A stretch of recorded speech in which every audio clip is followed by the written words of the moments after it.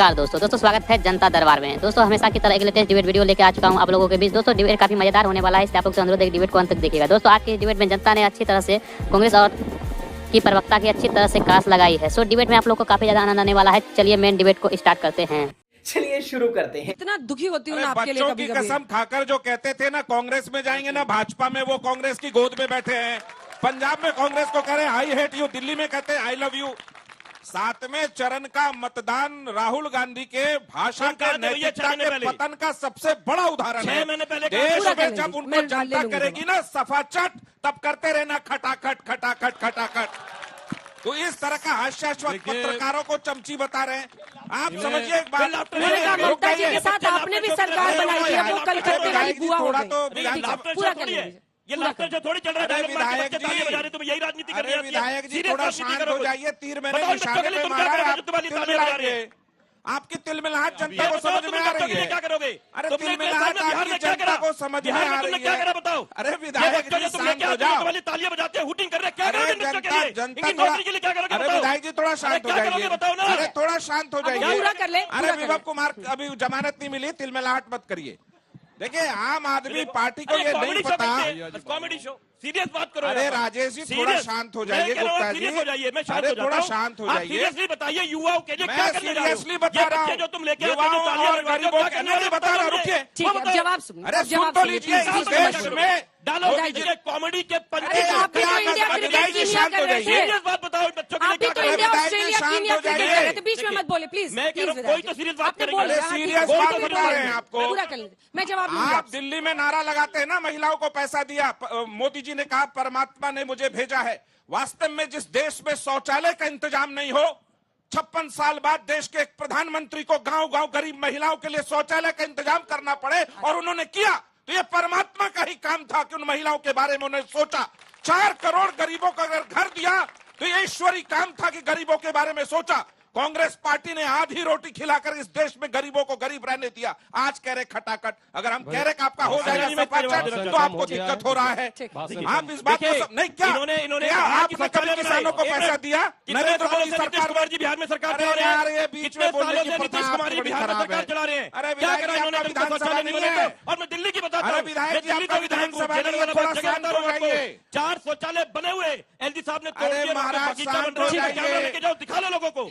झूठ बोल रहे हैं। आपने भी ममता जी के साथ सरकार बनाई थी, ममता जी के साथ। अब वो कलकत्ते वाली बुआ हो गई। बता रहा हूँ जब हमारे साथ वो नहीं आप सब हैं पहले वाले। अभी इस पे बैठ के बात करेंगे तो पॉइंट बाय पॉइंट बताते हैं। जिनका सवाल पहले हुआ है मैं नहीं लूंगी।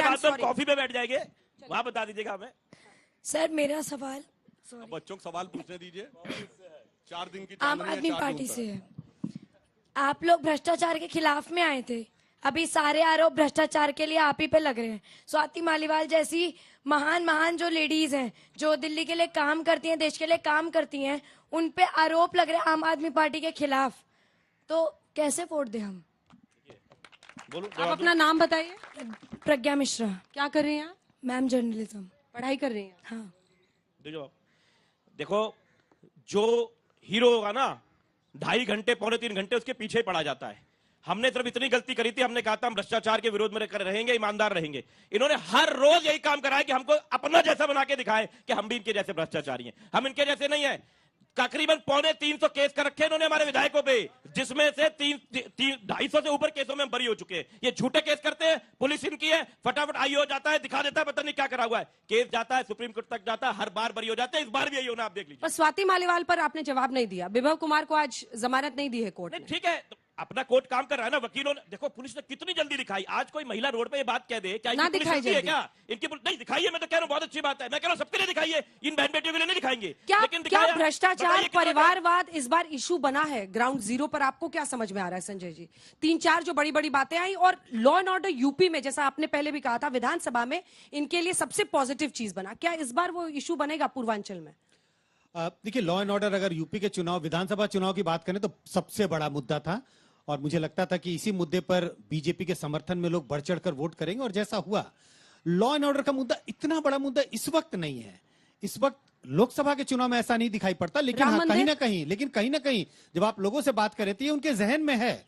जब वो तुलनात्मक दृष्टिकोण से देखते हैं कि भाई अगर समाजवादी पार्टी की सरकार हो या बीजेपी की सरकार हो, अलग अलग पार्टियों की जब वो तुलना करते हैं, जब दिमाग में एक मतलब काल्पनिक तौर पर सोचते हैं, तो उन्हें लगता है कि बीजेपी के शासन में लॉ एंड ऑर्डर बेहतर है अगर समाजवादी पार्टी की सरकार आ जाए तो। फैक्चुअल चीजें उनके पास परसेप्शन का मामला है, तो लॉ एंड ऑर्डर एक दिमाग में कहीं ना कहीं रहता है। आप राम मंदिर की बात करें, मुझे लगता था पहले दौर के चुनाव के समय मुझे लगता था राम मंदिर एक बड़ा मुद्दा होगा, कम से कम यूपी के चुनाव में, और उत्तर भारत के जो हिंदी भाषी राज्य है वहां पे मुझे लगता था राम मंदिर का एक बड़ा मुद्दा होगा। लेकिन राम मंदिर का मुद्दा कहीं भी उत्तर भारत के, आप उत्तर भारत के हिंदी भाषी राज्यों को तो छोड़ दें, यूपी में भी इसकी आहट भी नहीं सुनाई पड़ी, गूंज तो दूर की बात है। जी, मेरा सवाल है बीजेपी के प्रवक्ता से कि मोदी जी हमें फ्री में राशन तो देते हैं, लेकिन उन राशन को उगाने वाले किसानों को पिछले 10 सालों में उनकी आय दुगुनी नहीं की गई है, और दूसरा एमएसपी को लागू नहीं किया जा रहा है। और दूसरा सवाल मेरा आप सभी लोगों से है कि चुनावी फायदे के लिए देश में बंटवारे की राजनीति को क्यों हवा दी जा रही है, समाज में डर का माहौल क्यों बनाया जा रहा है? क्या कौन आपकी नजर में क्या है बंटवारे की राजनीति? लाइक हिंदू मुस्लिम। सुधांशु जी। मैं पहली बात बता दूं, तुमने बेटा एमएसपी की वो देखी है कि क्या रेट थी 2014 में? गेहूं और चावल की 1400 रुपए के आसपास थी, आज 2800 रुपए के आसपास है। एमएसपी पिछले 10 साल में सबसे ज्यादा बढ़ी है। और एमएसपी की कानूनी गारंटी की बात है तो अगर गैर कानूनी घोषित करना है तो law and order state subject किसी भी राज्य में घोषित कर दें। केरल में जहां से राहुल गांधी सांसद है वहां पर एमएसपी की गारंटी नहीं है।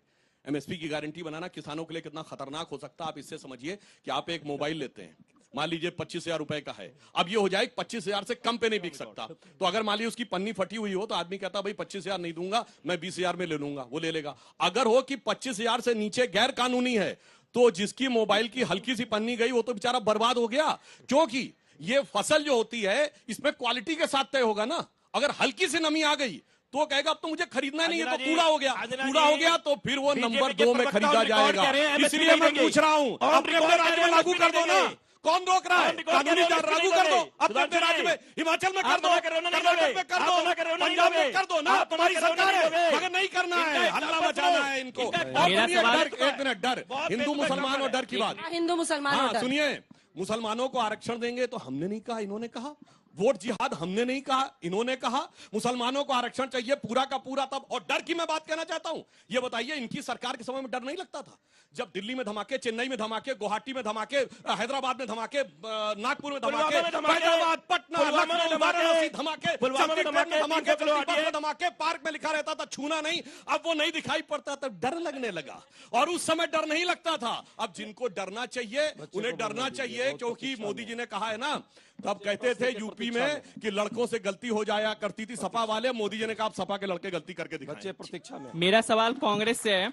हाल ही कुछ दिन पहले राहुल गांधी जी ने एक बिहार के कार्यक्रम में भारत देश के जो अग्निवीर के जो सेनाएं हैं उन पे उन्होंने कहा था कि ये मजदूर के रूप में यहाँ पे भारत देश में कार्य कर रहे हैं, तो इनमें आप क्या कह सकते हैं? देखिए, अग्निवीर पर स्पष्ट हमारा दृष्टिकोण है। कांग्रेस पार्टी ने न्याय पत्र के माध्यम से यह स्पष्ट कहा है कि लाखों युवा जो सेना में जाना चाहते हैं, सेना में भर्ती होकर के अपना जान न्यौछावर देश पे करना चाहते हैं राष्ट्रभक्ति के नाम पे, उनको इन्होंने मजदूर बनाने का काम सच्चाई में किया है। हमारी सरकार आते ही अग्निवीर योजना खत्म करेंगे और लगभग 2.5 लाख लोग सिलेक्टेड होकर के सड़कों पर घूम रहे हैं। दिल्ली में भी उन्होंने धरना प्रदर्शन किया था, उन सबको ज्वाइन कराएंगे, सेना को सेना की तरह सशक्त बनाएंगे और राष्ट्र की सुरक्षा में आंख जो लाल दिखाने की बात मोदी जी करते थे वो तो नहीं दिखा पाए, लेकिन हमारी सेना जिस तरह से लड़ रही है देश की सुरक्षा में। तो दोस्तों डिबेट अंत तक देखने के लिए धन्यवाद। दोस्तों आज का ये डिबेट वीडियो आप लोग को कैसा लगा आप लोग कमेंट सेक्शन में अपनी राय जरूर लिख सकते हैं, साथ में आप लोग ये वीडियो शेयर जरूर कर सकते हैं।